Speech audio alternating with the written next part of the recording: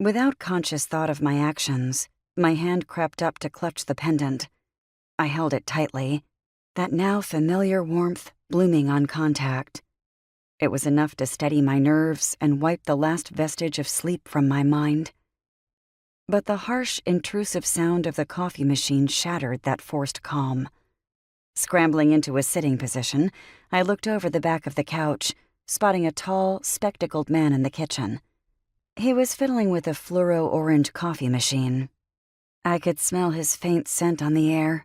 It was subtle, almost unrecognizable, the comforting scent of polished wood. Ian. I'd met him last night. He came to rescue us following the car chase and the bomb that exploded after Gage had killed the security guard and sent our damaged vehicles to the other. The memory was sobering. I was still reeling from the truth of what I'd seen, how Gage had attacked the woman in the vehicle, how he'd killed her, and then sent her to an alternative reality just before the bomb went off. Thoughts of why we were being chased, of why I was the target suddenly bloomed. I was the last daughter of Winter, Kaliak's descendant. The one prophesied to end a centuries-old war with an immortal druid, a man who had broken the druidic code to worship a dark god. A familiar panic settled in my bones, along with an urge to run away. I wasn't equipped to carry out the role that destiny had planned for me. How could I be?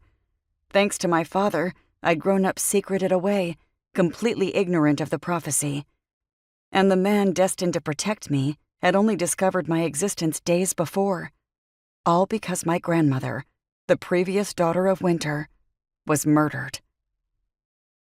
The reminder sent a chill down my spine, but I'd made my decision on the plane, knew that running away from my destiny wasn't an option. Too many variables would keep me chained to its path, including the man destined to protect me, Gage. We were still in danger, still needed to get to the estate, and from what Gage had said last night, it was the only place where I would be safe. My nerves settled at that false sense of security. The noise of the coffee machine came again, interrupting my musings. Ian didn't see me approach. He was busy frothing his milk as the machine poured coffee into his mug. The aroma was rich and pungent. I leaned against the bifold doors that separated the living room from the kitchen. "Good morning, Ian." He glanced up, face erupting into a smile. "Good morning. Did I wake you?" I was already awake, I lied. "Good. I have an unhealthy penchant for coffee." He gestured to the machine. "Want one?" I shook my head.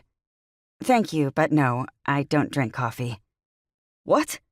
His dark eyebrows shot above his glasses. "You don't drink coffee? Everybody drinks coffee."